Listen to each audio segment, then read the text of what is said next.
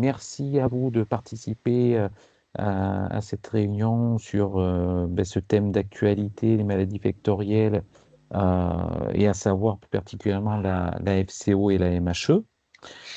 Euh, donc après quelques éléments de description de ces maladies concernant l'épidémiologie, le mode de transmission, euh, comment la reconnaître, donc les signes cliniques, quelques éléments de physiopathologie.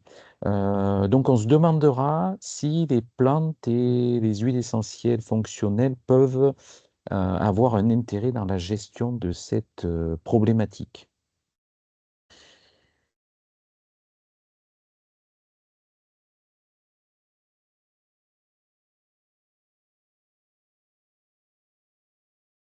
Donc, petit rappel des faits, la FCO sérotype 8 est présent en France depuis 2006 et donc du coup, il y a un an, en août 2023, on a eu une réémergence de cas de FCO sérotype 8, donc une nouvelle souche qui s'est déclarée dans le sud du Massif central, donc dans l'Aveyron là, et dans le Tarn, et ça s'est très vite propagé aux départements aux alentours, aux départements voisins, donc à savoir le Cantal, le Lot, la Corrèze, enfin tous les départements autour.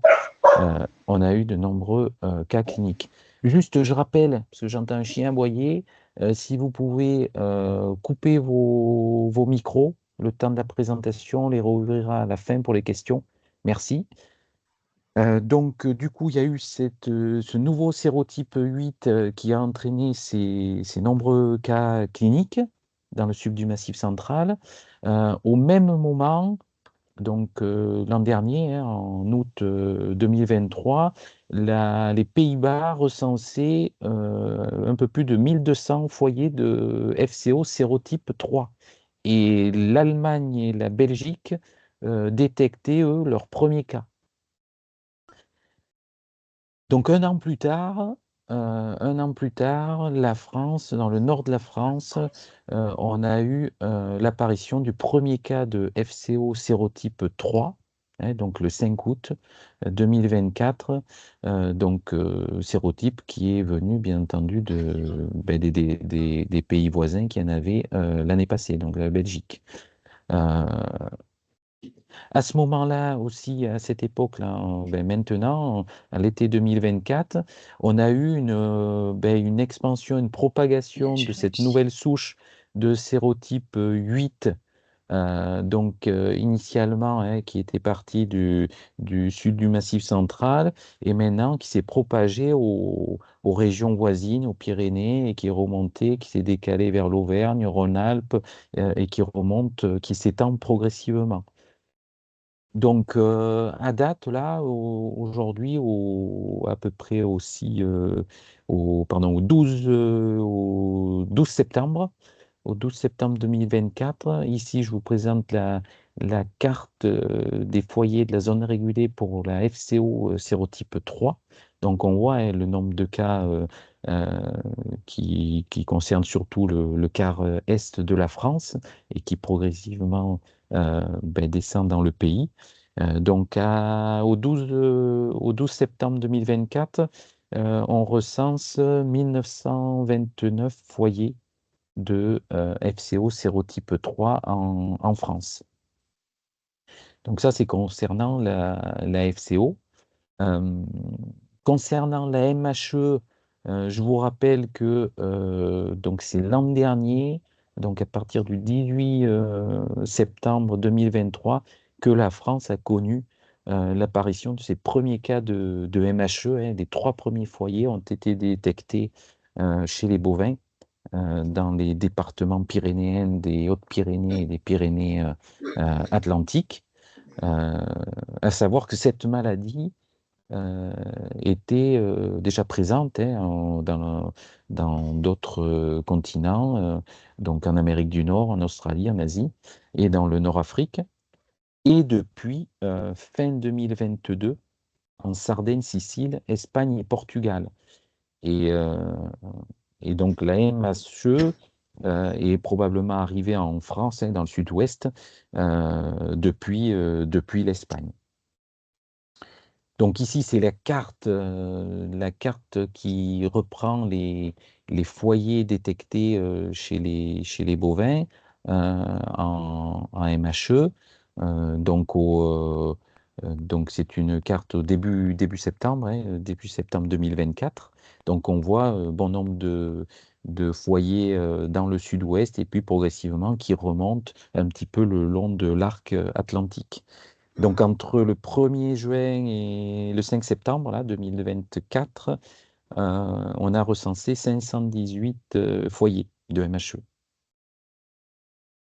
Donc du coup, la situation en France, si on fait une synthèse de ces deux maladies, on voit qu'il y a des zones, donc le quart nord-est de la France qui est touché par la FCO sérotype 3, c'est les départements qui sont mentionnés en jaune. Le, le quart sud-est touché par la FCO sérotype 8, donc mentionné en vert. Et après, on a des départements où il y a plusieurs maladies qui circulent, comme tous les départements en bleu, qui sont touchés à la fois par la MHE et la FCO sérotype 8.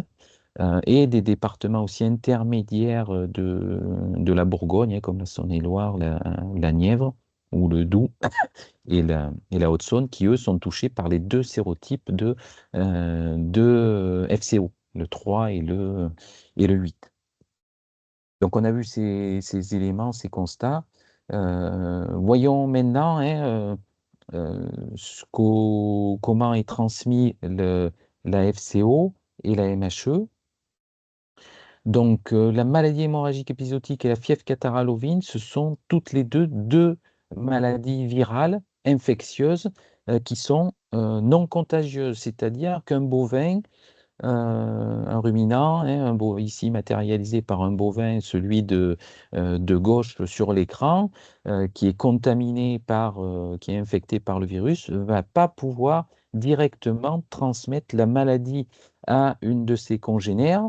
La transmission se fait par voie vectorielle, donc par l'intermédiaire d'un moucheron, du culicoïdes, qui va piquer un bovin infecté, donc en prenant son repas de sang, hein, ce sont les femelles qui, euh, qui prennent le repas de sang sur les ruminants, et donc en piquant le ruminant, le moucheron va se contaminer, le virus présent dans le moucheron va passer la barrière intestinale du moucheron, il va s'y multiplier et après il va se retrouver dans la salive.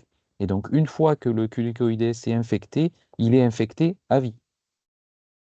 Et donc une seule piqûre après de culicoïdes infecté va pouvoir suffit pour transmettre le virus à un ruminant qui était initialement indemne. Donc, je rappelle, hein, ce sont donc deux maladies infectieuses qui sont à transmission vectorielle et donc qui dépendent de l'activité biologique forcément du culicoïdes. Voyons maintenant quels sont les modes de propagation de la maladie.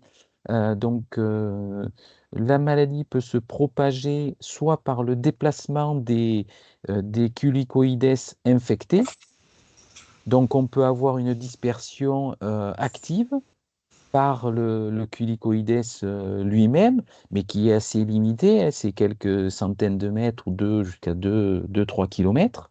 Donc, on a une expansion qui est assez limitée, mais on peut surtout également avoir une dispersion via le vent.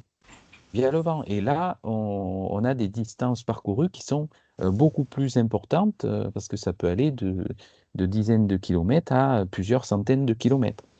D'ailleurs, on considère que l'Espagne, du coup, s'est contaminée en MHE à la suite donc du déplacement de culicoïdes au-dessus de la Méditerranée, de culicoïdes infectés qui venaient du nord de l'Afrique. D'accord? Donc, on a ce déplacement des vecteurs qui peut être plus ou moins important en fonction des vents. Et l'autre mode de propagation de la maladie, c'est le déplacement d'animaux, donc de ruminants porteurs. Hein. Donc, j'ai des bovins, j'ai des brebis qui sont infectés. Je les ai en pension à 20, 30, 50 km ou en estive un petit peu plus loin. Elles sont contaminées. Je les ramène sur le siège de mon exploitation qui n'était pas contaminé. Je ramène ce type d'animaux-là. Ils se font piquer par un culicoïdes qui n'était pas infecté, lui, parce qu'il était dans une zone indemne. Ils vont devenir infectants au contact de cet animal porteur, de ce bovin ou ovin porteur. Et par la suite, du coup, ce culicoïdes qui pique tous les 3 jours, hein, il a une durée de vie de 10-20 jours, mais en fait, il va piquer les bovins tous les 2-3 jours et pondre assez régulièrement, du coup, 48 heures après le repas. Du coup, une fois infecté, il va pouvoir du coup contaminer des bovins indemnes qui étaient présents dans cette zone-là. Donc voici les deux modes de propagation de la maladie. Donc une fois que quelques éléments sur la physiopathologie, hein, une fois que le virus est inoculé, hein, sous la peau, ce virus va migrer jusqu'au nœud lymphatique régional pour s'y multiplier pendant 2-3 jours. Ça, c'est une première phase de virémie qui se caractérise par une faible charge virale dans le sang. Le virus est ensuite disséminé via les vaisseaux lymphatiques et fera une grande variété de tissus. Hein, comme la rate, les nœuds lymphatiques, les poumons. Les monocytes, en fait, périphériques circulants, permettent à ce virus d'atteindre tous ces sites de réplication secondaire. Hein. On a une multiplication des virus qui se fait surtout dans les monocytes et, comme c'est marqué dans la figure, dans les cellules endothéliales. Donc, c'est les cellules de la paroi des vaisseaux sanguins. Euh, donc, cette multiplication très importante dans ces cellules va engendrer un relargage massif du virus dans le sang. Dans le sang. Et donc, avec une phase de virémie qui est beaucoup plus longue et beaucoup plus importante. Donc, vu que le virus il est présent dans le sang, c'est aussi pour ça que le culicoïdes, quand il veut prendre son repas de sang, il va se contaminer. Voilà. Donc, cette réplication des virus au sein de la paroi des vaisseaux sanguins, dans les cellules endothéliales, va provoquer une augmentation de la perméabilité, hein, des vaisseaux sanguins, l'apparition d'hémorragie, d'œdème, d'ulcères, de troubles de la coagulation, de thrombose vasculaire qui peut être à l'origine de nécrose des tissus, parce que les tissus sont plus irrigués. Donc tous ces éléments en fait expliquent la plupart des signes cliniques et des lésions observées. Signes cliniques qu'on va évoquer maintenant, hein, faut essayer de les connaître pour repérer les premiers symptômes, repérer la maladie pour essayer de gérer après au mieux les animaux, faire appel aux vétérinaires si nécessaire. Donc, chez les ovins, quels sont les signes cliniques de FCO et les conséquences à plus long terme? Donc, on a tout d'abord des signes généraux avec des fortes fièvres jusqu'à 42 degrés, des animaux abattus qui ne mangent plus, qui maigrissent, Au niveau de la tête, plus précisément de la cavité buccale, on a des ulcères sur les gencives, à l'intérieur, sur les lèvres, des animaux qui salivent beaucoup, ils ont du mal à déglutir. Au niveau de la tête, toujours, on a un œdème de la face avec donc, un gonflement, avec un œdème, un gonflement des lèvres, de l'auge dessous, on peut même avoir un gonflement au niveau des paupières et des oreilles. Euh, la langue, elle est également donc œdémaciée et cyanosée, donc elle prend une teinte bleue, hein, c'est ce qui a donné également, on appelle aussi cette maladie-là la maladie de la langue bleue, hein, chez les ovins. Euh, les, euh, on a également des signes oculaires avec des signes de conjonctivite, des signes de, d'écoulement oculaire, d'écoulement nasal, du jetage nasal, des signes respiratoires, des difficultés à respirer. Au niveau des membres, on peut avoir des raideurs, des animaux raides qui ont du mal à se déplacer, des boiteries, de l'œdème dans le bas des membres, une congestion au niveau des pieds qui sont congestionnés au niveau des bourrelets coronaires et des lésions, de, des lésions hémorragiques au niveau de la sole et ça peut aller même jusqu'à la perte d'onglons. Concernant la reproduction, on a une baisse de fertilité et de prolificité des brebis, des avortements possibles. Et des béliers, on peut avoir une baisse de la qualité de la semence et de la stérilité qui peut être plus ou moins euh, transitoire ou définitive. Sur les agneaux à naître, lorsque les brebis gestantes sont infectées, on a plus de difficultés à l'agnolage et deux fois plus de risque de mortinatalité chez les jeunes agneaux. Donc mortinatalité liée à toutes les pathologies classiques, sauf qu'on on en a beaucoup plus. Donc ça a un réel impact, que ce soit à court terme ou à plus ou moins long terme, euh, concernant la reproduction et les mises bas à suivre. Chez les bovins, on va avoir des signes cliniques qui sont relativement proches, donc à savoir de la fièvre, des animaux, des animaux abattus qui ne mangent plus, qui peuvent maigrir, qui ont des difficultés respiratoires, sur le mufle, des lésions très douloureuses au niveau du mufle et des naseaux, avec des lésions d'ulcères qui peuvent s'accompagner de nécrose et de croûte, du jetage plus ou moins purulent, des syndromes de conjonctivite avec des yeux qui peuvent couler. La langue qui est, elle également, peut présenter des ulcères, des animaux qui peuvent euh, avoir du mal à déglutir, donc qui ne s'alimentent plus, qui boivent plus, qui salivent beaucoup, parce qu'ils ne peuvent plus déglutir même leur salive. Au niveau des membres, on a des œdèmes, on peut avoir des œdèmes au niveau des membres, une faiblesse généralisée ou une raideur ou des boiteries.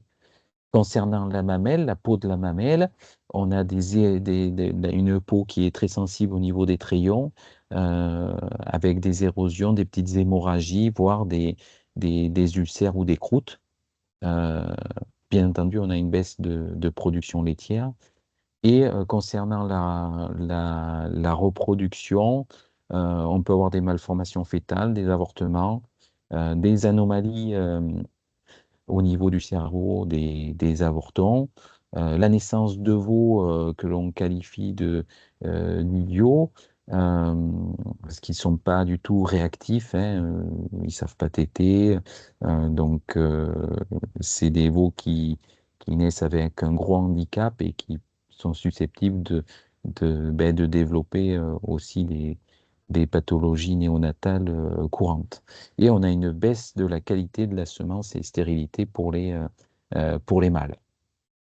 Alors, à savoir, on parle des signes cliniques, le même animal ne va pas forcément présenter tous les signes cliniques en même temps.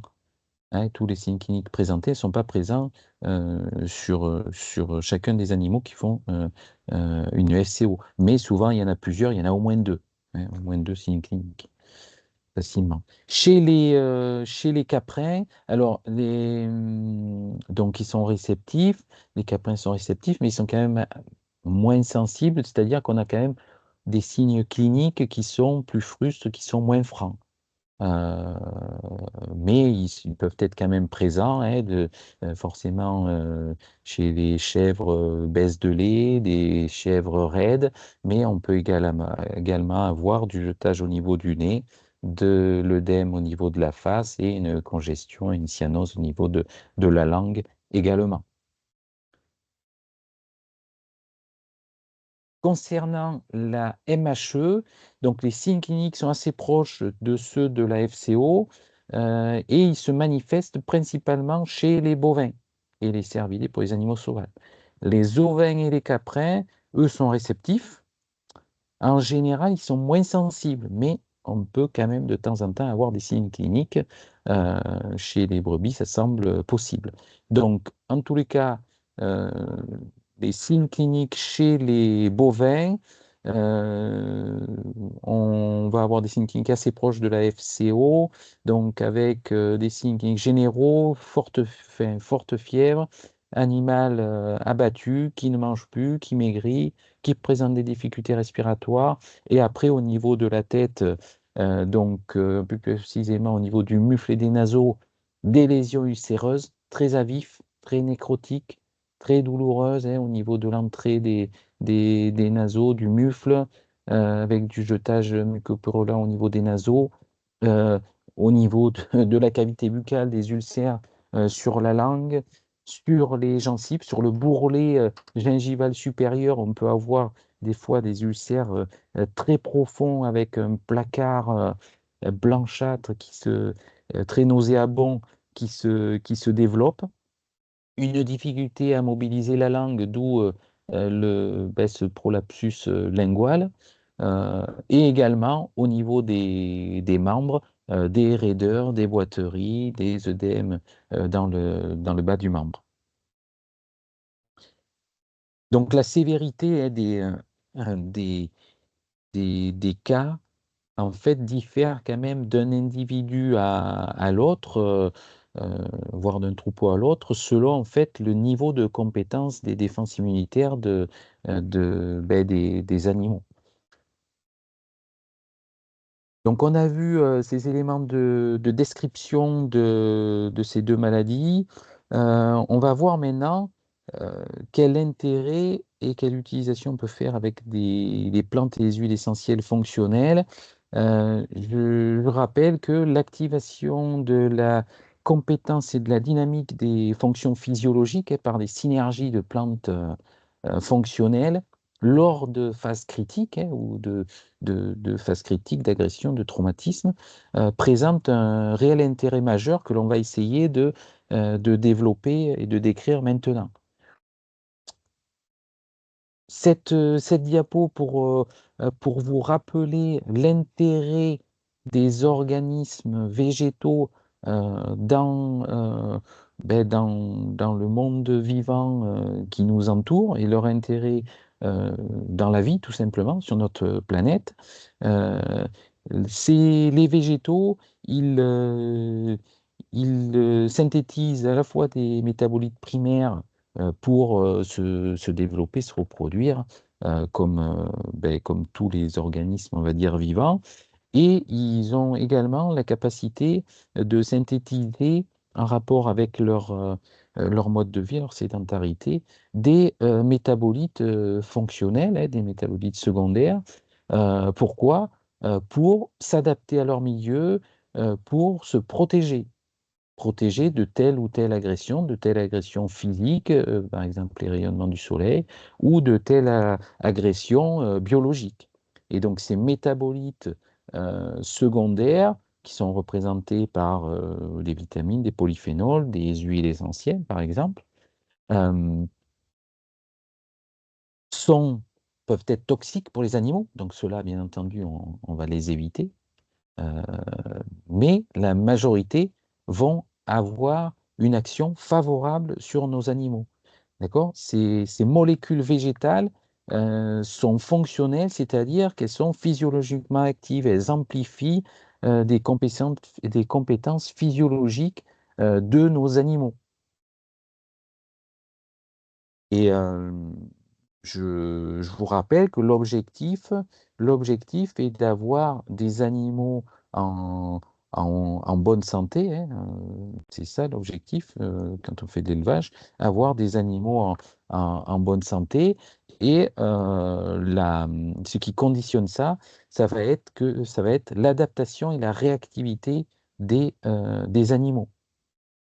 Donc, et cette adaptation et cette réactivité des animaux lors de différentes sollicitations intenses, lors de stress, lors de perturbations du milieu, parce que de perturbations physiques du milieu, de traumatismes ou d'agressions infectieuses, elle est due à trois grandes fonctions physiologiques. La première fonction, c'est le métabolisme ou la chaîne métabolique qui permet l'assimilation des aliments, la gestion et le transport, le stockage des nutriments, la transformation des nutriments, l'épuration et également l'épuration du milieu intérieur et la détoxication, l'élimination de tous les déchets, que ce soit des déchets métaboliques, des déchets toxiniques, des radicaux libres. Et ça fait intervenir, cette première fonction fait intervenir les émonctoires, à savoir le foie, les reins, l'appareil digestif. La deuxième fonction, c'est la fonction de vitalité, qui est la capacité de l'animal à s'intégrer, à s'adapter dans son milieu. Donc c'est cette notion de tonicité et de capacité d'adaptation. Et ça fait intervenir le système nerveux central, le système nerveux autonome également, et le système hormonal et les hormones. Et la troisième grande fonction, hein, c'est les trois fonctions principales, la troisième grande fonction, c'est le processus de défense et d'immunité, le processus de défense, d'immunité et la protection des fonctions et de réactivité en cas d'agression que ce soit une agression traumatique ou une agression infectieuse. Donc ça fait intervenir la modulation de l'inflammation, l'immunité, le drainage des toxines, la gestion des radicaux libres. Euh, et donc, ce sont les cellules, qui c'est qui va intervenir? Ce sont les cellules de l'immunité, du système immunitaire qui vont intervenir, les globules blancs, mais également l'intégrité des barrières, hein, donc de la peau, des muqueuses. Et pour la protection des fonctions, ça va être la modulation de l'inflammation, les organes qui permettent le drainage des toxines. Donc ces trois fonctions-là, ce sont elles qui contrôlent la dynamique de santé. Donc pour avoir des animaux euh, qui, qui restent en bonne santé, qui puissent réagir à ces différentes perturbations du milieu, il faut avoir ces trois grandes fonctions qui sont physiologiques. Il faut qu'elles soient efficaces. Et ces trois grandes fonctions, elles sont en fait activées, elles sont modulées, et elles sont protégées par des plantes et des huiles essentielles fonctionnelles. Et ça a un réel intérêt parce que ça nous permet de prendre en charge l'individu dans sa globalité. Donc indirectement, lorsque l'on utilise des plantes et des huiles essentielles fonctionnelles qui vont moduler, qui vont stimuler, soutenir ces grandes fonctions, on a un impact indirect sur la santé des animaux. Ici, je vous donne quelques exemples de plantes fonctionnelles qui sont souvent des plantes alimentaires. Donc, on a des plantes dites hépatiques qui agissent du coup sur la fonction 1, hein, sur la fonction de détoxication. Donc, on peut citer l'artichaut ou le chardon-marie, hein. Il y a d'autres plantes et ce sont des exemples. Des plantes diurétiques qui favorisent l'élimination, la phase 3 du drainage, Donc la diurèse, on peut citer le pissenlit, la verge d'or. Les plantes stimulantes et toniques qui vont avoir une action sur la phase 2, on peut citer le thym, le romarin. Des plantes d'action sur les défenses immunitaires, on peut citer le thym, la sarriette, l'origan, et puis il y a également de nombreuses huiles essentielles immunostimulantes. Et des plantes de la protection et de la modulation de l'inflammation, on peut citer la reine des prés, par exemple, et le cassis. Alors, dans le cadre de la gestion des cas cliniques de FCO, la première des choses à se demander lorsque l'on a une problématique, c'est de savoir quelles sont les principales fonctions qui sont sollicitées. Donc là, en l'occurrence, à la suite de cette infection de FCO MHE, les principales fonctions sollicitées sont la chaîne métabolique, le drainage et l'élimination des déchets, des déchets toxiniques, l'immunité, bien entendu, qui est mise en jeu, la vitalité, hein, on a des animaux qui sont tout abattus, et aussi une autre fonction secondaire, c'est la circulation sanguine, protection des vaisseaux sanguins. Euh, on la met également, hein, ça c'est en lien avec les physiopathologies. Je vous ai dit que le virus, ces virus avaient un tropisme particulier pour les vaisseaux sanguins et donc faisaient des dégâts à ce niveau-là. Donc du coup, je vais rechercher des, des synergies de plantes qui vont avoir une action sur ces différentes fonctions. Donc, lorsque j'ai des cas cliniques, bien se rappeler que dans la conduite à tenir, ce sont des maladies virales, hein. Ce sont des maladies virales. Donc, la première des choses à faire, c'est de restaurer l'homéostasie et de soutenir les fonctions vitales. Donc, si l'animal, on a vu que à cause des signes cliniques, elle pouvait présenter des lésions. Les animaux ont du mal à manger et parfois même à boire. Donc, il est indispensable, s'il y a besoin, de réhydrater l'animal.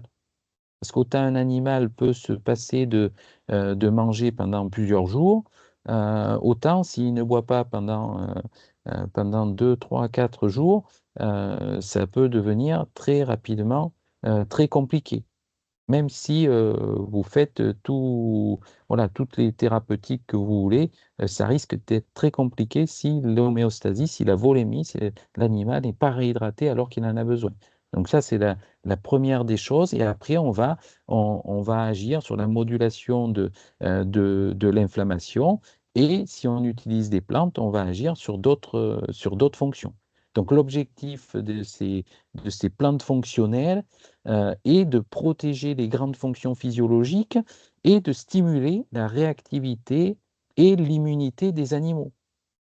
D'accord, hein? Donc protéger les grandes fonctions de drainage et stimuler la vitalité, l'immunité des animaux et protéger les grandes fonctions via la modulation de l'inflammation et la gestion des radicaux libres. Et donc, chez Gentiana, la formule qui permet de satisfaire ces objectifs-là, c'est le Reactifit. Donc, le Reactifit, qui est une solution qui permet un soutien, l'activation et la protection des fonctions lors de chocs traumatiques et infectieux. Bon, là, on est dans le cadre d'un choc infectieux. Quels sont les intérêts, les fonctions qui sont activées avec cette synergie de plantes et d'huiles essentielles? Ça va être donc l'immunité, la tonicité, le drainage des toxines, la modulation de l'inflammation et la gestion des radicaux libres. Donc, c'est ce qu'on recherche dans le cadre de ce type de problématique. Donc, cette solution s'administre par voie orale au pistolet drogueur dès que possible, les, dès dès les premiers signes. Donc, 2 fois par jour parce qu'il faut faire une activation soutenue. Et en général, on va l'administrer pendant quelques jours. Ça dépend la réponse de l'évolution. En fait, ça dépend de la réponse de l'animal. Ça peut être 3 4 jours ou on peut le faire un petit peu plus longtemps si besoin. Donc, chez exemple de dose, chez les vaches, une vache laitière, ça se fera 60 millilitres par prise, donc 60 millilitres matin et soir. Chez une brebis laitière qui fait 80 kilos, je donnerai 18 millilitres matin et soir. D'accord? Donc ça, c'est la gestion complémentaire de cas cliniques. Pensez bien également à réhydrater les animaux. Vous n'avez aucune thérapeutique qui vous permettra de guérir à 100% les animaux si les animaux sont, par exemple, très déshydratés. C'est pas possible. Il faut avant tout restaurer ce paramètre-là. Donc, on a vu ce qu'on pouvait faire pour gérer des cas cliniques. Voyons maintenant si on peut anticiper, agir en amont et anticiper ce risque. C'est quand même ça très intéressant et c'est tout à fait judicieux. Donc, si on peut avoir deux outils, deux axes d'action. Un, limiter l'activité des vecteurs et deux, agir sur les animaux. Donc le premier, limiter l'activité des vecteurs, c'est il faut limiter la population de culicoïdes. euh, donc comment? En réduisant les gîtes propices à leur développement, donc développement larvaire, donc c'est-à-dire limiter toutes les zones d'accumulation et de stagnation d'eau qui sont présentes. Donc des fois on peut en avoir autour de l'exploitation, au niveau des fumières, au niveau des ensilages, des pneus qui peuvent être présents au niveau de l'ensilage ou à côté dans des zones de stockage. Ils peuvent contenir de l'eau. Il ne faut pas hésiter à couvrir les effluents d'élevage pour limiter ces accumulations d'eau. Tout ce qui est propice à l'accumulation d'eau, hein. Et ensuite, ça peut être aussi hein, des sols, des aires de raclage qui sont, voilà, où on a une accumulation, des aires de raclage qui peuvent être à l'extérieur et qui ne sont pas tout à fait planes et où on peut avoir une accumulation d'eau. Donc tout ceci, il faut éviter, d'autant plus une année comme cette année où on a eu une pluviométrie assez élevée. Le deuxième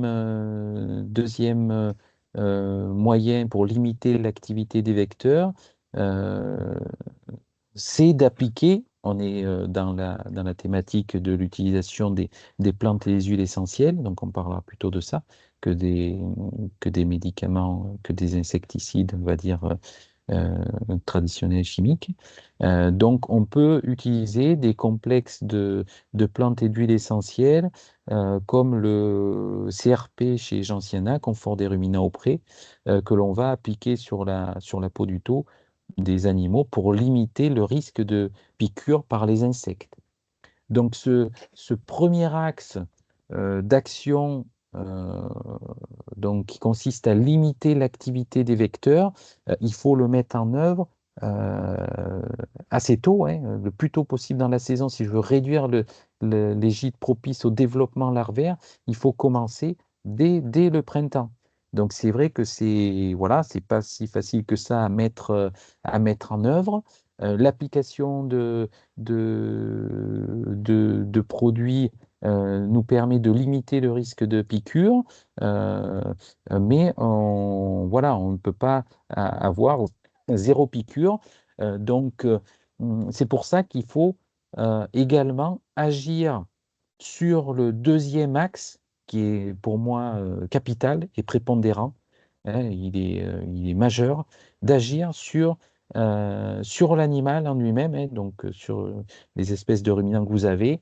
Euh, Pourquoi? Pour le soutenir et stimuler ses grandes fonctions et ses compétences physiologiques. Alors on pense en premier lieu, oui, à l'immunité, hein, donc on va soutenir les animaux, euh, soutenir les compétences immunitaires de l'animal, mais également soutenir sa réactivité, sa vitalité, sa tonicité, son adaptation.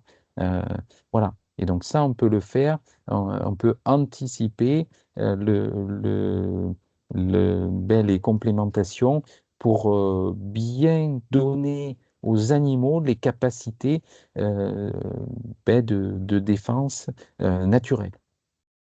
Et donc, on va pouvoir utiliser différentes solutions que vous pouvez retrouver chez Gentiana, soit le mix SCI, le mix MTC ou le CP immunité. On va voir dans quel cadre on peut les utiliser.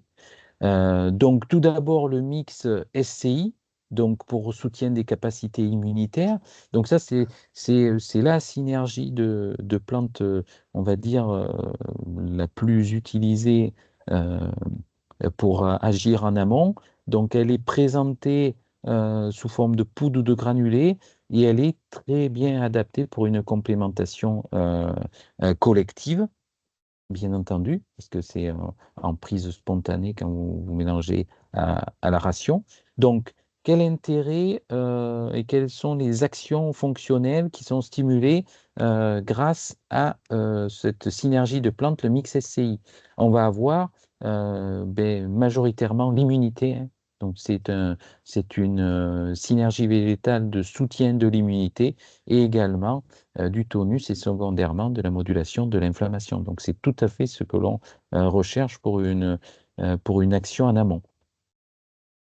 Donc c'est un produit qui s'utilise distribué sur la ration une fois par jour pendant une dizaine de jours. On fait une cure de 10 jours. Donc suivant, la dose n'est pas la même et suivant bien entendu la catégorie d'animaux à qui on a affaire. Vache laitière, je vais donner 50 grammes par jour pendant 10 jours. Une brebis une brebis qui ferait 60-65 kilos, je lui donnerai une dizaine de grammes par jour pendant 10 jours. D'accord? Et on a un effet durable pendant plusieurs semaines. Et si le risque persiste, je vais pouvoir renouveler la stimulation à peu près 6-8 semaines après, 2 mois après. D'accord? Ça, c'est dans le cadre d'un risque assez majoré. Il ne faut pas hésiter à renouveler la cure phytofonctionnelle pour redonner euh, une stimulation à peu près 2 mois après. Le CP immunité, alors c'est une présentation liquide, une synergie végétale en liquide qu'on utilise surtout pour des complémentations individuelles ou collectives lorsque je ne peux pas utiliser de version sèche.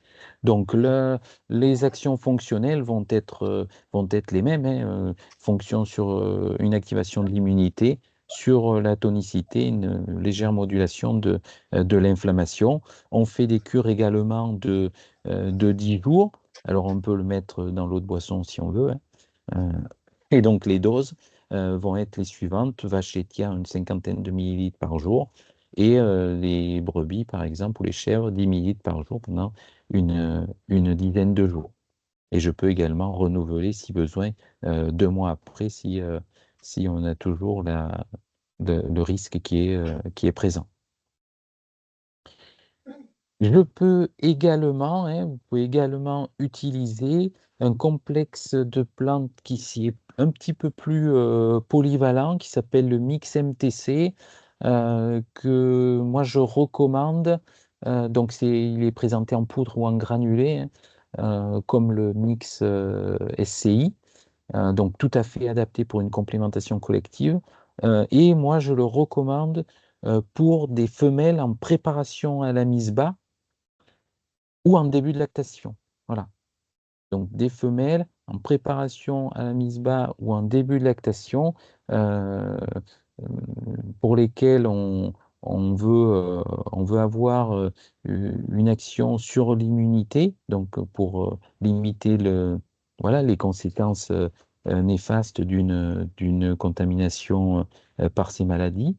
Euh, et on va en même temps, parce que vous savez qu'à cette période-là, on a une sollicitation intense du métabolisme, des émonctoires, donc du foie, des reins, sont très sollicités. Donc le fait d'avoir une présentation qui agit à la fois sur l'immunité et sur la protection des émonctoires, sur le soutien métabolique, sur la modulation sur la gestion des radicaux libres, permet une prise en charge plus adaptée des femelles ruminants en préparation à la mise bas et en début de lactation, parce qu'à ce moment-là, elles sont beaucoup plus sollicitées, leur, leurs émonctoires, le foie, les reins, le métabolisme est beaucoup plus sollicité.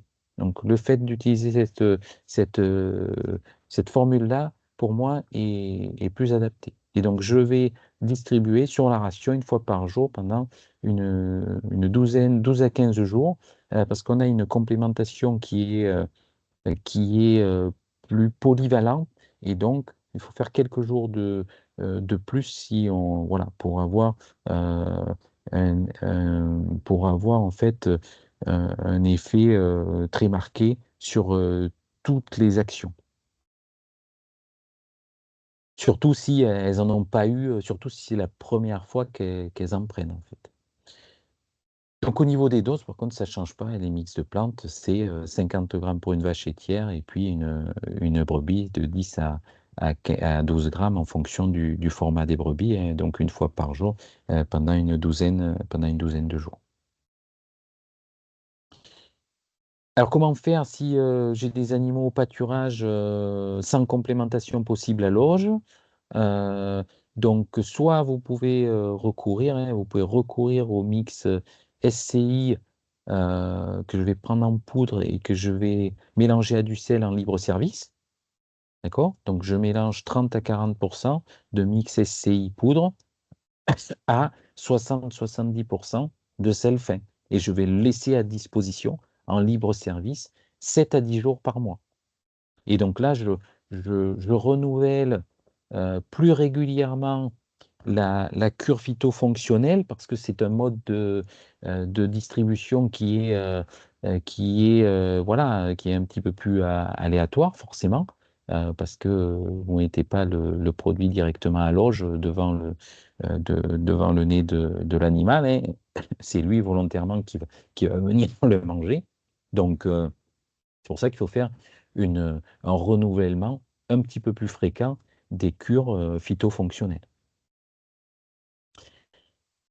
Donc ça, c'est une illustration, hein, un calendrier de complémentation phytofonctionnelle qu'on peut mettre en œuvre, hein. C'est pour soutenir l'immunité, le tonus, pour une gestion durable du risque de maladie vectorielle, hein, chez des ruminants qui seraient au pâturage. Donc deux cas, soit les ruminants sont rentrés en bâtiment quotidiennement, pour la traite, en cas des animaux laitiers, ou la tétée des jeunes, hein, par exemple des brebis qui seraient rentrées le soir pour faire téter leurs agneaux, ou des vaches allaitantes en production de veaux d'Aveyron ou veaux sous la mer.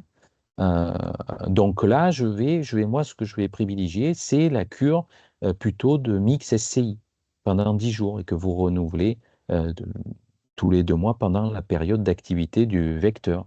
Donc sur l'année, si j'estime que la période d'activité du vecteur commence en avril, je vais faire une première cure et après, assez régulièrement, je vais continuer, mais je vais renouveler mes cures de mix SCI. Si dans votre zone, pardon, l'activité du vecteur commence plus tard, commence au mois de mai ou de mai, ben, il faut voilà, vous décaler la première cure, hein, bien entendu, hein. Les cures elles vont être fonction de la période d'activité du vecteur. Et je vous rappelle que à l'approche de la mise bas, vous pouvez, moi c'est ce que je recommande, vous pouvez remplacer le mix SCI par du mix MTC pour avoir cette action mixte à la fois sur l'immunité et sur le soutien métabolique et le drainage de l'organisme. Très intéressant, très important en période euh, de péripartum. Si j'ai les animaux, les ruminants qui sont laissés en permanence au pâturage, que je ne les rentre pas de complémentation possible à l'auge, il y a deux options. soit via l'eau d'abreuvement avec le CP immunité, donc pendant 10 jours. Donc là, je vais faire des cures via l'eau d'abreuvement. Soit je peux tout à fait utiliser, c'est un bon compromis également, en libre service, le mix SCI poudre mélangé à du sel fin, 7 à 10 jours par mois. Je fais des cures de complémentation avec un soutien un petit peu plus fréquent parce que c'est du libre service. Voilà ces éléments-là. Donc, en conclusion, je vous rappelle juste l'importance de ces maladies vectorielles. Rappelez-vous là, de la dernière carte que j'ai présentée. On a quasiment tous les départements, pas tout à fait tous, mais de la France qui sont concernés par soit la FCO, soit la MHE, soit la FCO 3 ou la FCO 8, soit la MHE. Il y a des zones où il y a les deux, il y a deux maladies. Euh, des zones, sans doute, peut-être l'année prochaine, il y aura les trois. Donc, le risque de maladie vectorielle, il est très présent, euh, avec plusieurs souches, plusieurs sérotypes qui circulent et pour la FCO. Et je vous rappelle qu'il n'y a pas d'immunité croisée. C'est-à-dire qu'un animal qui fait une infection à la FCO sérotype 8, il ne sera pas protégé contre la FCO sérotype 3. Donc il n'y a pas d'immunité croisée, d'où l'intérêt d'avoir une action de consolidation de l'immunité naturelle pour qu'on balaye assez large.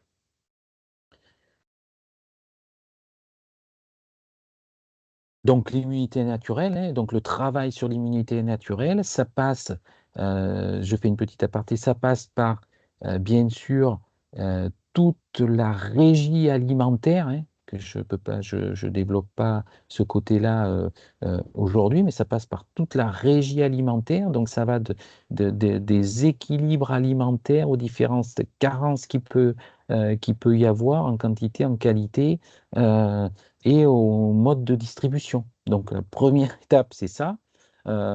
Et après, on va pouvoir, grâce à certaines plantes et huiles essentielles, aider nos animaux dans leur prise en charge, que ce soit au moment où on a des cas critiques ou en amont pour soutenir et stimuler certaines grandes fonctions vitales et en particulier l'immunité, si je veux agir en amont pendant les périodes à risque. Voilà, j'en ai fini. Si vous avez des questions, je peux éventuellement essayer d'y répondre. Donc, il y avait trois questions qui ont été posées pendant la présentation. La première, c'est est-ce qu'on connaît la répartition en altitude des culicoïdes, troupeaux et faune de montagne? Et une deuxième, dans le même état d'esprit, quelles sont les conditions de survie des moucherons dans l'environnement température? D'accord. Alors, les conditions par rapport à l'altitude, euh, donc on a eu, il y a quand même des cas en moyenne montagne, donc dans des estives du Massif central, il y a quand même des cas. Donc, je veux dire, à 1000 mètres ou 1500 mètres, voilà, on peut avoir des cas. Je pense que ça dépend un petit peu. euh, euh, Surtout des conditions, s'il y a de l'humidité à côté, des points d'eau, et des conditions de température. Le Chilicoïdes, lui, il se sent bien quand il fait 20 degrés, 20-25, en dessous de 15 degrés, mais en dessous de 10-15 degrés, 15 degrés, il ne meurt pas. Il meurt pas, mais il est beaucoup moins actif. Donc, quand on a des températures qui commencent à baisser à 10 degrés, il va être moins actif, donc avec une ponte moins fréquente. Ça ne veut pas dire qui pique pas du tout, hein, mais il est moins actif. Et après, si on veut plus en avoir, il faut qu'il y ait des températures plus basses, hein. Il faut quasiment, ouais, il faut être en dessous de 5 degrés. Donc, et là, on a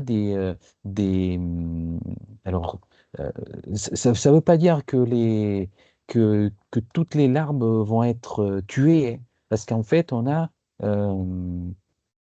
on a des larves de culicoïdes qui peuvent rentrer ce qu'on appelle en hypobiose. D'accord? Hein, elles peuvent rentrer en hypobiose, c'est-à-dire que la larve va arrêter son développement pendant plusieurs mois. C'est-à-dire que la larve va ressentir que les températures commencent à être froides et elle va stopper son développement pendant plusieurs mois, parce qu'elle va se dire, ça ne sert à rien que je continue le développement, je n'arriverai pas à survivre. Et donc, on a ce phénomène-là, hein, ce phénomène-là d'hypobiose qui permet aussi ben, aux culicoïdes de passer des zones, enfin des périodes hivernales, hein, une période hivernale assez douce, hein. Et donc la longévité de ces adultes culicoïdes, j'avais dit 10-20 jours, mais ça peut être plus longtemps. Euh, Ça peut, Ça peut aller jusqu'à une cinquantaine de jours. Ça peut aller jusqu'à une cinquantaine de jours, surtout s'il n'est pas actif. S'il n'est pas actif, il va se protéger, il va vivre plus longtemps, il va moins pondre. Et donc, il va essayer de se protéger. Donc, c'est pour ça que on a, euh, on ne peut pas avoir d'éradication de, ben, des culicoïdes d'une année sur l'autre. Parce que entre ce phénomène-là et le fait que les larves peuvent rentrer en hypobiose, c'est-à-dire en dormance, c'est pendant plusieurs mois, hein. Donc pendant plusieurs mois, euh, l'hiver est passé, hein. Donc voilà, c'est pour ça que d'une année sur l'autre, on a toujours des moucherons qui reviennent. La prochaine question, est-il possible d'avoir un problème de reproduction sur les chèvres, accent absence de chaleur par exemple? Alors, absence de, euh, alors indirectement, on peut avoir un problème de reproduction. On l'a vu, hein, donc surtout sur les bovins et les ovins. Chez les chèvres, ça peut être possible. Après, il faudrait vraiment étudier la problématique de l'élevage en question parce qu'il peut tellement avoir d'autres facteurs qui peuvent jouer, hein, sur la reproduction et sur l'absence de chaleur que bon, c'est difficile à dire comme ça si dans cet exemple-là, ça vient absolument de la FCO, hein. Il faut pouvoir étudier la question, hein. Je vous ai dit, les chèvres, elles sont quand même pardon, un petit peu un petit peu moins sensibles, on va dire. Donc voilà. Il y a quand même beaucoup d'autres facteurs aussi à, à inspecter aussi. Bonjour, y a-t-il une transmission verticale du virus chez le culicoïdes? Alors, donc a priori, moi, je n'ai pas trouvé cette donnée-là. Normalement, enfin, moi, ce que j'ai vu, c'est qu'on n'a pas forcément de transmission donc un culicoïdes infecté adulte va pas transmettre à sa descendance le virus. Moi, voilà, je suis plutôt resté là-dessus parce que j'ai rien trouvé d'autre. Et alors, vous allez me dire pourquoi, du coup, pourquoi il y en a l'année d'après. En fait, il y en a l'année d'après parce qu'il reste toujours des animaux réservoirs, enfin, je veux dire, des ruminants, et en particulier des bovins. Ce sont plutôt les, la, la- la maladie se perpétue d'une année sur l'autre, plutôt parce qu'il existe des ruminants réservoirs, en particulier des bovins, qui passent tout l'hiver avec leur virus, euh, plutôt que via une transmission du virus d'un culicoïdes à la larve du culicoïdes. Apparemment, ce n'est pas le cas. Voilà. La FCO est-elle transmise à l'embryon en cas de gestation? Alors la contamination in utero chez les bovins et chez les ovins, elle est possible. Oui, elle est possible. Dans la Loire, on a observé le début des infestations en montagne avant la plaine. Oui, oui, en fait, ça va être lié à l'activité du vecteur. Alors, est-ce que dans la plaine, il y a moins je sais pas, est-ce que c'est moins propice au développement du vecteur parce qu'il y a moins de zones humides? Euh, Ça, j'en sais rien, je connais pas on va dire le secteur, mais oui, ça c'est une remarque, oui, c'est une remarque assez intéressante qui confirme que il y a, voilà, le moucheron peut se développer aussi dans les zones un petit peu plus hautes, hein, et pas que en plaine, hein. Et les températures négatives sur les adultes culicoïdes les tuent. Donc, et après une autre question, donc il faut des périodes de gel fort pour assainir les larves en hypobiose. Alors, oui, il faudrait des périodes de gel assez fortes et durables pour commencer à assainir, oui, le milieu. Mais elles sont moins fréquentes, malgré tout. Voilà, et même si on a des zones où il fait encore un peu froid, il fait quand même, les hivers on va dire, un peu moins froids dans la durée, en tous les cas. Et puis malgré tout, voilà, ces larves qui se mettent en hypobiose, euh, elles sont déjà naturellement, enfin, plus résistantes au froid, parce que c'est une forme de résistance. Et puis elles vont se mettre dans des zones qui finalement sont déjà plus ou moins, il y a certaines zones qui peuvent être déjà plus ou moins protégées du froid parce que c'est à l'abri je sais pas moi, c'est à l'abri du vent, c'est sous quelque chose. Enfin, vous voyez ce que je veux dire, quoi. Des fois il peut geler très fort au milieu d'un pré et puis assez proche d'un- d'un- d'un- d'une zone, il peut geler un peu moins. Donc le, le, bon, cette question est intéressante. Euh, mais on n'a quand même pas bien de moyens pour éradiquer malheureusement les larves pendant la période hivernale. Voilà. Ce que je vous disais, c'est si vous voulez réduire les populations de larves, il faut attaquer dès le printemps en limitant les, euh, les, ces gîtes propices au développement des larves. C'est limiter les zones humides. Voilà.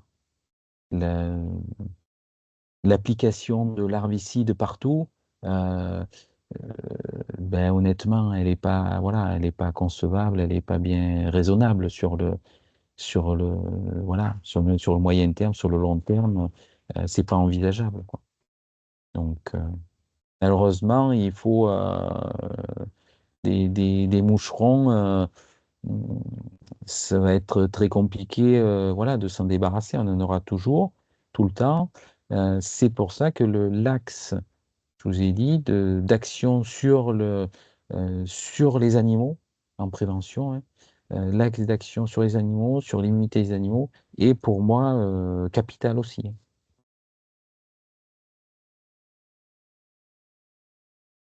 Donc, tu as déjà un petit peu répondu, mais il y a une question, comment limiter la propagation des culicoïdes dans les bâtiments?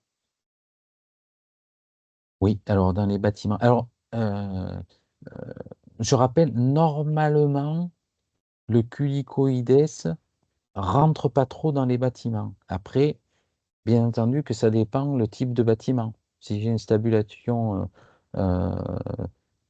ouverte, grosso modo, s'il n'y a que le toit au-dessus, s'il n'y a qu'un toit et que tous les côtés sont ouverts, le culicoïdes va plus facilement rentrer que si ma stabulation ou ma bergerie est complètement fermée.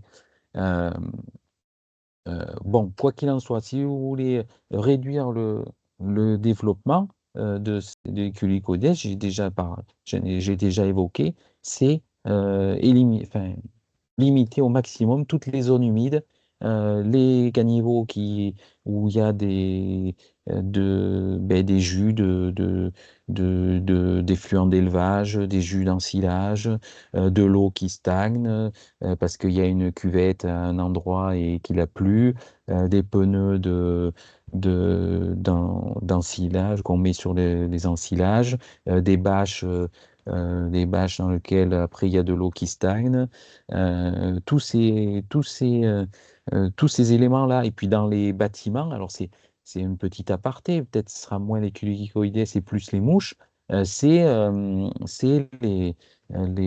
les nurseries, par exemple, les seaux ou tous les caniveaux où il y a un petit peu de lait qui peut stagner.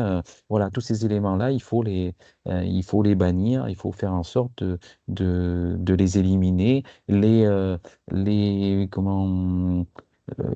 creux ou les petites flaques qui peuvent s'accumuler parce que l'air d'exercice voilà, est pas bien plane. Tout ça, c'est des zones qui sont propices. Alors, encore plus au développement des mouches, parce que les mouches, elles rentrent beaucoup plus dans le bâtiment, peut-être un peu moins pour les culicoïdes, mais ça ne veut pas dire que c'est pas intéressant de le faire.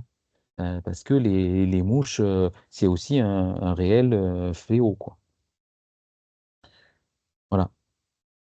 Prochaine question, est-ce que l'on ne risque pas de faire des animaux réservoirs en boostant leur immunité, hein? Alors, est-ce qu'on risque pas de faire les animaux réservoirs en boostant leur immunité? Euh, alors, l'éradication complète de ce type de maladie, euh, je, voilà, j'ai peur qu'elle soit très très compliquée. J'ai peur qu'elle soit très très compliquée. Donc de là à atteindre des animaux qui sont complètement blanchis de ce type de pathologie, euh, personnellement, j'ai quand même un gros doute. Donc du coup, euh, l'objectif est plutôt d'apprendre à vivre avec ces maladies. Parce que à partir du moment où on ne pourra pas se débarrasser totalement du vecteur, la maladie sera toujours présente et il faut quand même apprendre à vivre avec. Et, euh, euh, et le fait de booster l'immunité des animaux ne va pas en fait, euh, pour moi, c'est plutôt la bonne solution. C'est plutôt c'est plutôt la bonne solution et ça va pas forcément. C'est pas parce que vous allez booster l'immunité des animaux que en fait, l'année prochaine, vous allez avoir plein de cas. Bien, en fait, bien au contraire. Bien au contraire, c'est dans les troupeaux où on a une bonne immunité où on voit le nombre de cas qui est moins fréquent. Ou avec des cas, s'il y a des cas, ils sont plus faciles à guérir. On a moult cas où, euh, où, où des situations lorsque le travail sur l'immunité est pas, voilà, on va dire, est pas adéquat, ou c'est un point qui peut pêcher dans l'élevage, euh, ben, le taux de guérison de ces animaux qui tombent malades, il est pas bon. il est nettement différent par rapport aux élevages qui ont fait un travail sur l'immunité. Donc moi, voilà, je suis plus, enfin, c'est évident que le travail sur l'immunité, il est indispensable. Pour le traitement des astes, peut-on utiliser de l'argent colloïdal en spray sur les astes, sur les bovins laits? Y a-t-il un risque de non-usage du lait d'avance merci? Alors là, je vais pas avoir cet élément sur l'argent colloïdal. Moi, c'est vrai que je l'utilise pas, donc je vais pas pouvoir donner de réponse. Euh, voilà, je vais pas pouvoir donner de réponse sur ce point précis. Est-ce que toi, Euh, tu utilises quoi pour après, soigner les astes? voilà, après on peut utiliser en fait du miel potentialisé avec des huiles essentielles. Hein, on peut tout à fait utiliser ça. Donc, on peut potentialiser avec du lavandin et du titri, par exemple. Et on va badigeonner ça. Ou du miel potentialisé avec du coup un spray qui peut être tout prêt là, chez Gentiana, le CCP+. Voilà. Faut pas hésiter à complémenter localement à utiliser ça. Euh, et après, par voie générale, ne pas aussi hésiter à apporter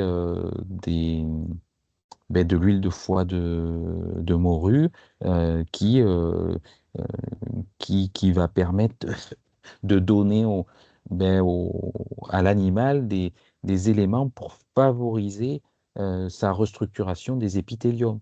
D'accord? Ça agit pas par l'extérieur, ça va agir en fait par voie générale. Mais ça, c'est des choses qui peuvent compléter la prise en charge. Après, il y en a qui font bon, c'est plus conventionnel, qui font plus des bains, on va dire, avec des antiseptiques. Euh, bon, il y a le pour et le contre. Moi, certains antiseptiques euh, euh, peuvent être un petit peu agressifs et, euh, et peuvent des fois, et ça dépend comment on les utilise, pourraient retarder un petit peu la cicatrisation. Ils peuvent limiter la surinfection, mais retarder un petit peu la cicatrisation. Ça dépend vraiment comment on les utilise. Voilà. Mais le, le, le complexe de miel potentialisé avec des actifs végétaux, euh, voilà, pour moi, localement, reste pour moi le moyen de choix. Donc, il y avait Audrey qui voulait prendre la parole. Allez-y.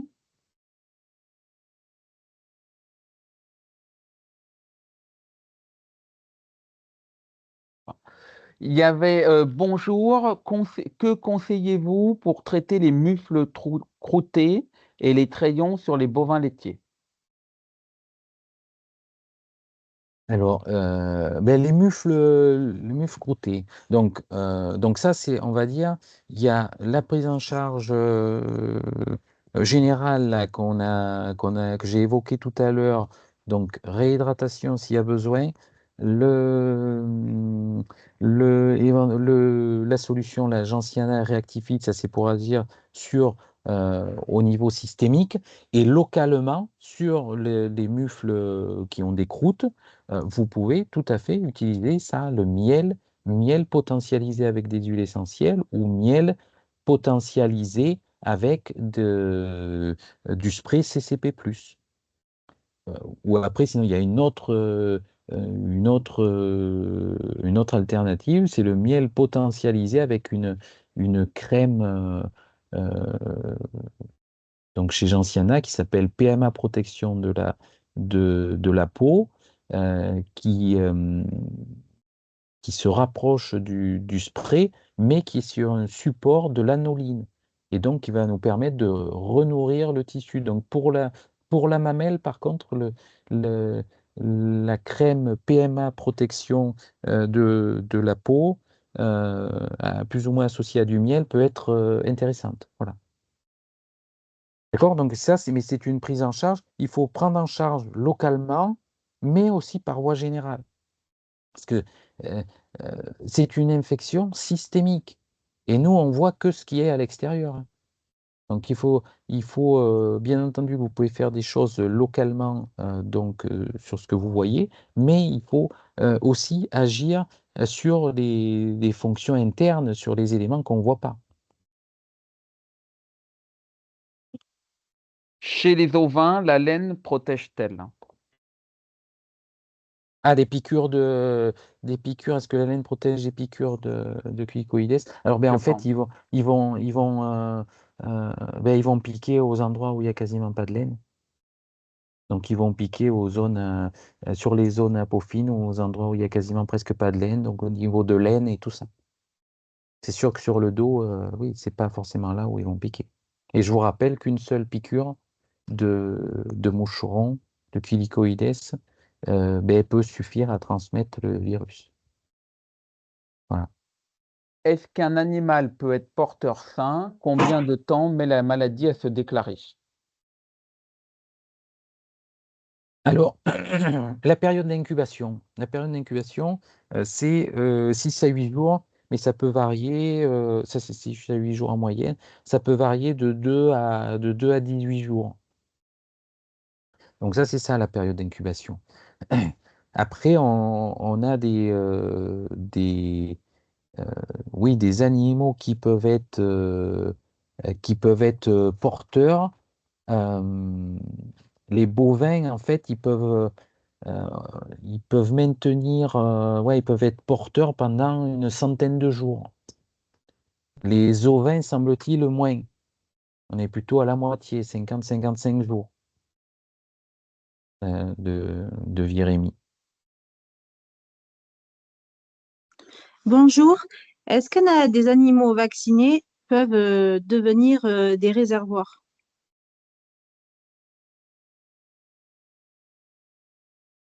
Alors, est-ce que des animaux vaccinés peuvent devenir des réservoirs? Alors, si, en fait, si l'animal, il y a déjà la première question, ça dépend si l'animal il a été vacciné vraiment très préventivement ou pas.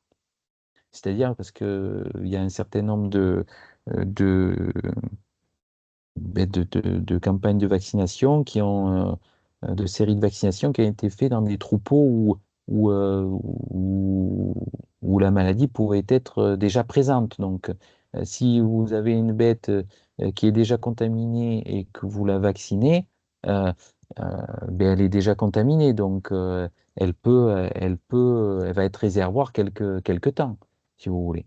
Après, si un animal était sain, vous le vaccinez, ben ça, en fait, ça va dépendre de la protection et de la réaction immunitaire que va faire l'animal au vaccin. Euh, c'est jamais, jamais, même si c'est des bonnes protections, c'est jamais, jamais du 100%. Donc, sur une grande population d'animaux qui sont vaccinés et qui se font piquer malgré tout, on en a quelques-uns qui peuvent, oui, développer la maladie avec des signes cliniques qui vont être moins importants. Mais il y en a quelques-uns qui peuvent développer la maladie, qui peuvent faire une petite virémie même à la suite de la vaccination. Voilà. Pourquoi? Parce que une vaccination, comme beaucoup de choses d'ailleurs, ça peut pas être efficace à 100%. Voilà, c'est comme ça.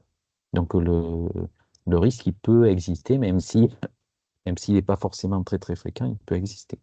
D'où l'intérêt, je reviens sur mon cheval de bataille, d'où l'intérêt de faire un bon travail sur l'immunité, et même surtout si vous voulez vacciner. Voilà. La vaccination fonctionnera d'autant mieux si le travail sur l'immunité a été fait. Et donc le travail sur l'immunité, je répète, c'est en premier lieu toute la régie alimentaire, toute la régie alimentaire au sens très large, comme j'ai dit précédemment. Et après, on peut utiliser également certaines plantes et les huiles essentielles pour booster encore plus l'immunité. Voilà. Ensuite, bonjour, pour le très jeune veau, moins d'un mois, que conseillez-vous? Alors, pour le très jeune veau, moins d'un mois, que conseillez-vous? Ça dépend pourquoi. S'il est, ça dépend si c'est pour limiter le risque de contamination ou pas. Si c'est pour limiter le risque de contamination, vous pouvez utiliser soit du mix SCI en poudre, soit éventuellement euh, du Reactifit. Si c'est, et peut-être c'est plutôt ça la question, euh, si c'est pour un veau qui est né, on va dire, qui était déjà infecté quand il est né, parce que sa mère a attrapé la maladie en fin de gestation, ces veaux-là, il va falloir du coup utiliser des complexes de plantes, en l'occurrence, et vu que là on parle des plantes, qui vont stimuler l'immunité, stimuler la tonicité et la vitalité. Donc le mix, le Reactifit peut être utilisé dans ce cadre-là. Il ne faut pas hésiter aussi à utiliser de l'huile de foie de morue. Attention, ces veaux, ceux qui naissent avec qui naissent entre guillemets déjà infectés, ils peuvent présenter quand même des anomalies dans le développement. euh, et donc les résultats sont parfois moins bons parce que voilà, parce qu'ils naissent avec ces handicaps-là. Hein. Donc, j'aurais tendance à dire, vous avez un veau comme ça, il faut, euh, bon, voilà, il faut essayer. Vous pouvez essayer en utilisant ces complexes-là, comme le Reactifit. Euh, comme le Reactifit, en fonction des signes cliniques, de l'huile de foie de morue euh, et booster l'immunité avec des oligo-éléments également.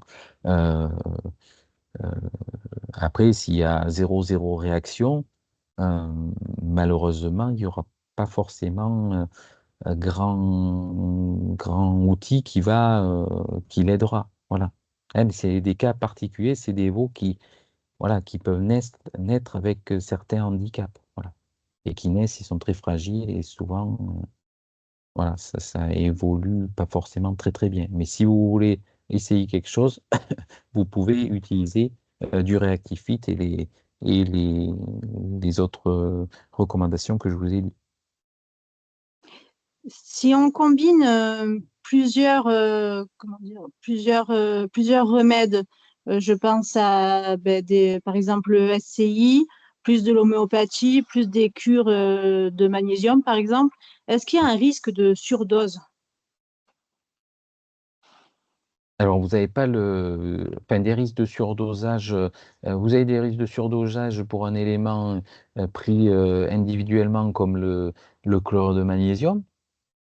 D'accord? Si vous en mettiez, si vraiment vous en mettiez beaucoup, on peut avoir des risques si vous en mettez beaucoup et pendant très longtemps, oui, on peut avoir un surdosage. Après, vous n'allez pas avoir d'incompatibilité si par exemple vous voulez faire une cure de chlorure de magnésium en même temps qu'une cure de SCI. D'accord? Vous aurez pas d'interaction négative. Et c'est une pratique qui peut être tout à fait intéressante, d'ailleurs.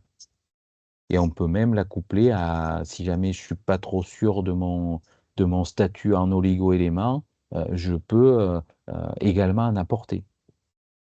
D'accord? Donc, si je suis pas trop sûr de mon statut en oligo-éléments, je peux apporter des oligo-éléments en même temps que la cure de SCI, par exemple, et que mon chlorure de magnésium.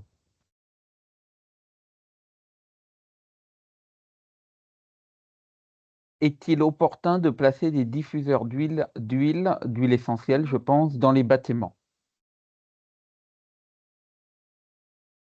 Alors, des diffuseurs d'huile essentielle dans le bâtiment. Alors, ça dépend ouais, ça dépend pour quoi faire. Je sais pas, là, c'était dans quelle optique. Si c'est euh, ouais, si c'est pour éloigner si c'est pour éloigner les moucherons ou pas, je sais pas si c'était ça l'objet de la question. Euh, si c'est ça, si c'est ça, c'est pas forcément, si c'est ça, c'est pas forcément très très judicieux. Enfin, moi, je recommanderais pas forcément parce que on va utiliser certaines huiles essentielles qui, enfin, ça dépend ce qu'on utilise, mais pour certaines, faudrait éviter que les animaux les inhalent, les absorbent, enfin, par voie orale, en tous les cas, et par voie aérienne. Et puis deux, en fait, il faudrait, si c'est dans ce cadre-là, avoir une diffusion en permanence, voilà, ce qui est pas possible. Donc, honnêtement, pour moi, voilà, c'est pas judicieux. Après, si c'est pour stimuler l'immunité, ouais, non, non, non, c'est pas, moi, je recommande pas ça en tous les cas. Donc, il y avait une question. Bonjour, pardon, je n'arrive pas à mettre en fonction le micro. Nous avons des génisses près de termes proches qui ont la FCO pour l'instant que le museau. J'applique de la crème à base d'huile essentielle et des huiles sur le point VG2 bis de Ravinsara, clou de girofle, tea tree. Est-ce suffisant?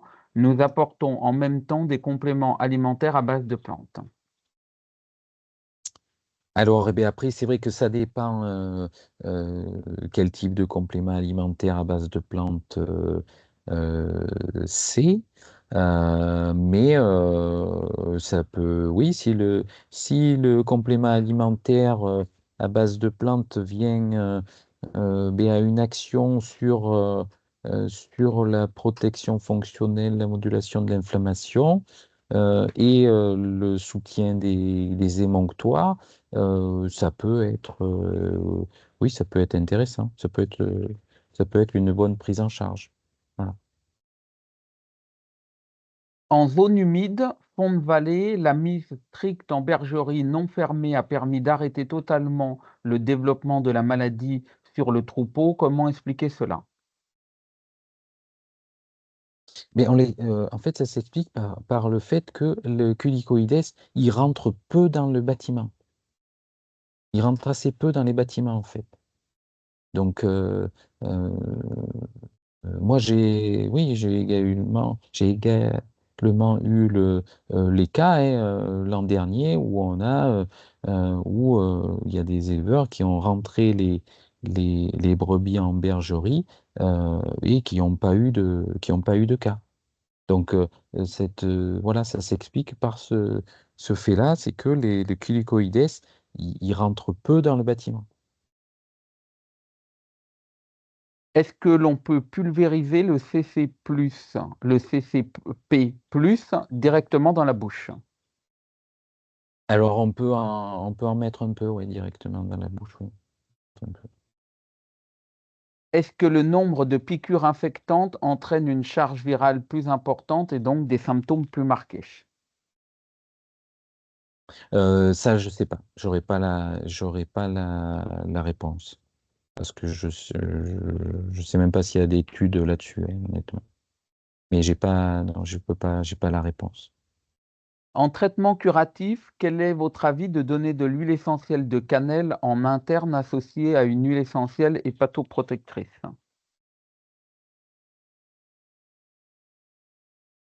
Alors,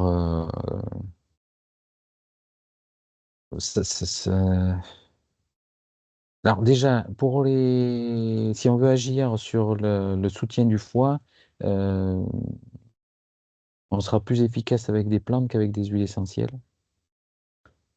Et la cannelle peut faire partie, hein, peut faire partie voilà, d'un arsenal hein, de soutien.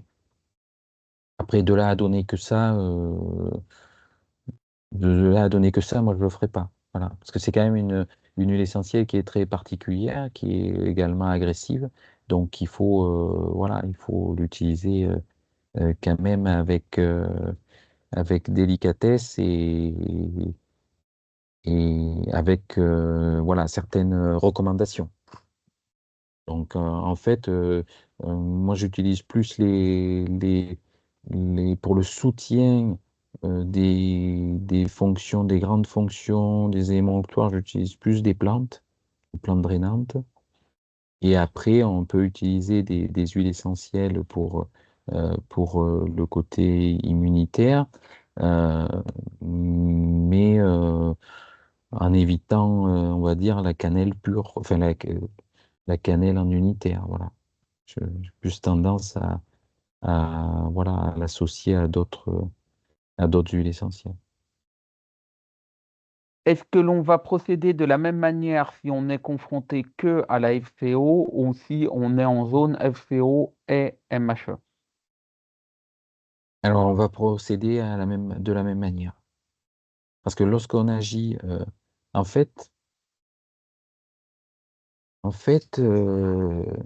on, si vous vous rappelez, on a une physiopathologie qui est à peu près similaire. Et en fait, avec les plantes et les huiles essentielles fonctionnelles, on agit sur des fonctions.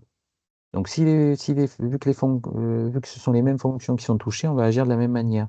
Pour stimuler l'immunitaire, on stimule l'immunité non spécifique. Donc, on- on fait une action qui est assez large.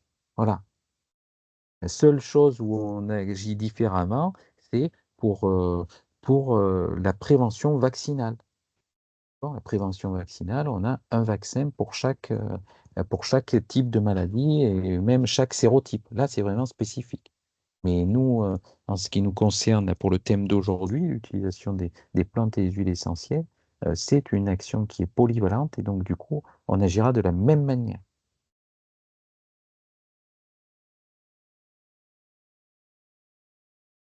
Mais je pense qu'on a répondu que tu as répondu, Nicolas, à toutes les questions. Bon, très bien.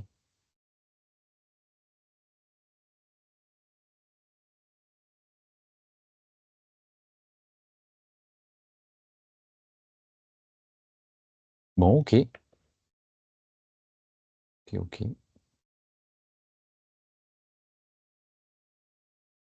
Bien, mais s'il n'y a plus de questions, on va pouvoir clôturer ce webinaire. Merci à tous alors d'y avoir participé alors. Merci. Au revoir. Merci, au revoir.